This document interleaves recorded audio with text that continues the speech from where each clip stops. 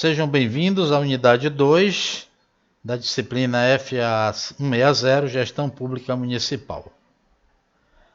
Vamos tratar aqui da pesquisa de campo. Previsão de recursos.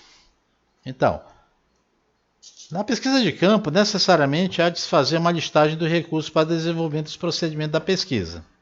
Então, notadamente, que ao ser proposta uma determinada pesquisa, deveremos levar em conta os recursos disponíveis para a sua execução de cada etapa. Segundo, itens de despesa, para o custo de deslocamento do pessoal, para fazer a pesquisa, para ir para campo. Né? Custo do material, por exemplo, você vai fazer isso com material impresso ou material na internet. E outros, né?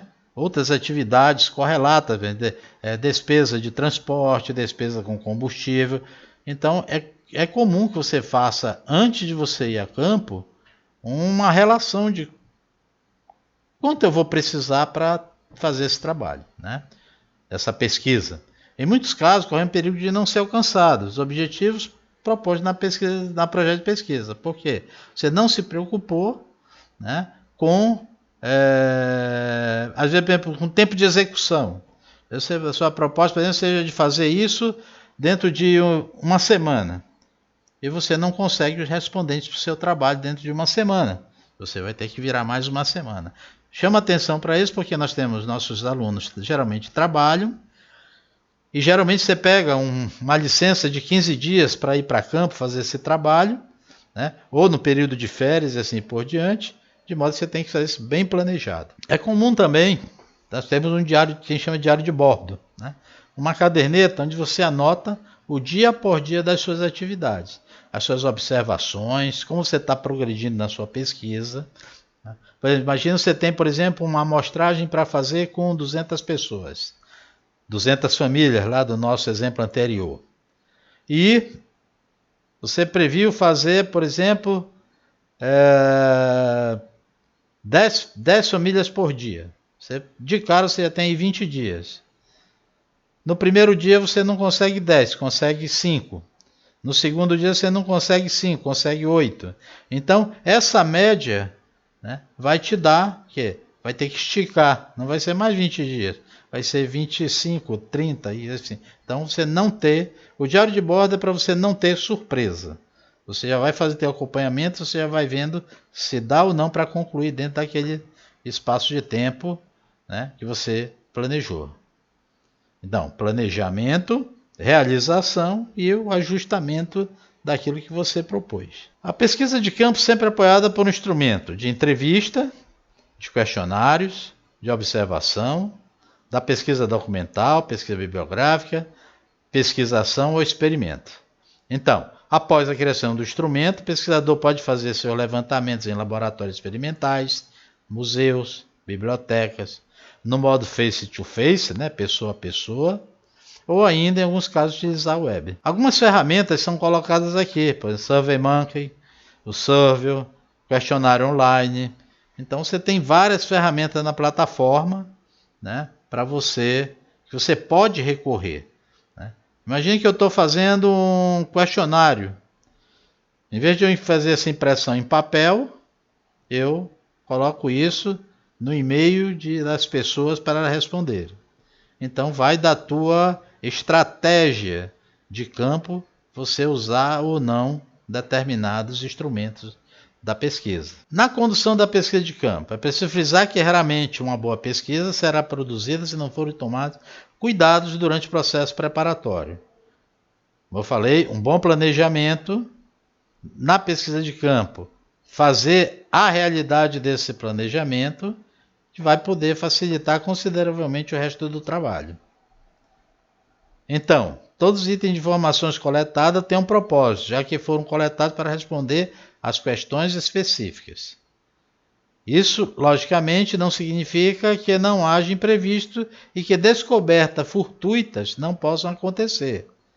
Mas, pelo menos, a essência da estrutura da pesquisa deve estar sob controle. Na análise dos resultados. Então, mais uma vez, você já colocou no teu projeto de pesquisa como você iria fazer a análise dos teus resultados.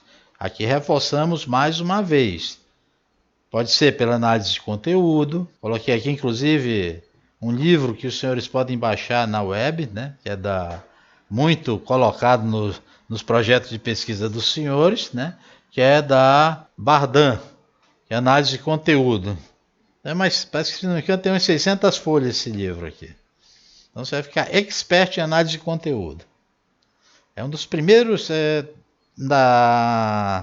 escrito, acho que 1950, por aí, esse livro foi escrito. Você também pode baixar, algumas coisas estão disponíveis no site da Ampad. Então, tem lá, só você pegar a internet, também pode ir lá no site da Ampad, tem muita coisa sobre essas técnicas. Não só sobre análise de conteúdo, mas as demais também. Um outro modo de você fazer análise de dados é a estatística descritiva univariada. Então, aí temos o MATA, né? Os métodos descritivos têm o objetivo de proporcionar informações sumarizadas dos dados contidos no total dos elementos das amostras, né? E a estatística descritiva utiliza os meios de proposição que servem para caracterizar arquetipo no grupo e de dispersão que servem para medir como os elementos estão distribuídos. Então, aqui no slide nós temos aí, ó. Nós temos moda, mediana, quartil, decis, percentis, média aritmética. Né? Muito comum em tempo de pandemia. Né? Você vê lá no jornal, ele coloca lá a média dos 14 últimos dias, né? Que é período de incubação. Né? Então, ele coloca lá aquela média. Então, eu faço a média de hoje, por exemplo. Hoje, dia 29 de julho. Então, a média dos últimos 14 dias. Amanhã, 30 de julho, média dos últimos 14 dias. Então, a gente chama de média aritmética móvel. Ou seja, vai mudando a data dentro daquele sempre nos últimos 14 dias. A estatística multivariada também pode ser utilizada na análise dos dados. E aí nós temos a regressão múltipla, análise discriminante, análise de variância multivariada, correlação canônica, modelos lineares, análise conjunta, modelagem de equações estruturais, enfim. Tem uma avenida de matemática para os senhores se divertirem. Coloquei aqui um exemplo, né, de uma correlação entre gasto com custo de propaganda e lucros obtidos. Então você tem aqui uma linear positiva que diz que quanto mais se gasta com propaganda, mais meus lucros aumentam. Então pode ser partir isso aí para um plano de marketing. Quanto eu vou gastar e quanto eu vou lucrar também pode ser prognosticado com ferramentas matemáticas. A partir de vários levantamentos. Eu posso fazer um estudo de vários levantamentos de artigos que contenham custo e lucro de uma propaganda. Para mais entendimentos, tem aqui o livro do Mingotti, que trata de análise de dados através de métodos de estatística multivariada. Esse livro também tem para baixar na internet. Triangulação da análise de dados, ou seja, você vai usar mais de uma análise. Se a tua pesquisa for pertinente, faça, use. Resultados obtidos com a sua pesquisa de campo. Então, esse é o momento em que o pesquisador compartilha e comunica as informações, as conclusões, as sugestões, as soluções indicadas para a resolução do problema que foi investigado. Então, Leite aí coloca essa perspectiva. Né? Então, independente do modo como as pesquisas foram conduzidas, os pesquisadores inexperientes, né, que se apressam muito, né, o início da descrição dos resultados, geralmente adiado demais, deixando pouco tempo para que ela seja finalizada de forma satisfatória. Então, o tempo urge, então vamos trabalhar paulatinamente conforme vão acontecendo as pesquisas. Então, na verdade, a descrição dos relatos da pesquisa pode começar assim que o projeto se inicia, uma vez que todos os estágios preliminares, como revisão da literatura, desenvolvimento da estrutura conceitual, já está descrito no teu projeto de pesquisa.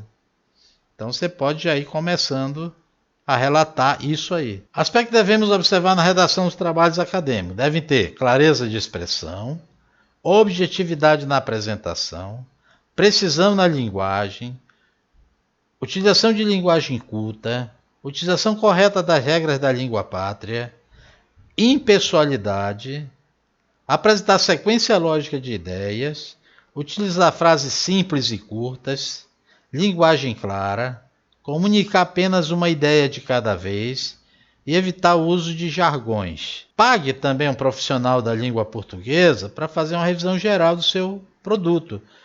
O seu TCC, o seu artigo, é o produto do seu trabalho. Então, peça para um profissional fazer uma revisão cuidadosa disso aí. Você está apresentando produto, que depois vai ser transformado em quê?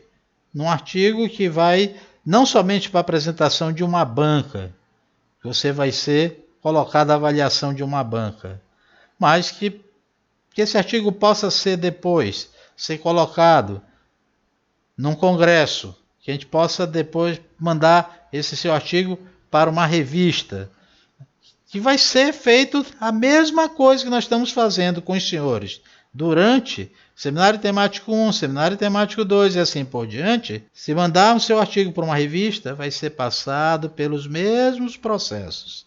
Vai ser passado por uma banca de avaliadores que irão dizer se está apto ou não, se está condizente ou não, se está bem estruturado ou não. Tudo que foi colocado aqui, se o português está correto, se a fraseologia está adequada ao tema e assim por diante, para seu trabalho ser aceito. Ao final, então, desta unidade, você deverá ser capaz de planejar detalhadamente a sua intervenção no campo da pesquisa, melhorar o aproveitamento de seu tempo disponível e colaborar no atingimento dos objetivos propostos em seu projeto de pesquisa. A todos uma boa sorte.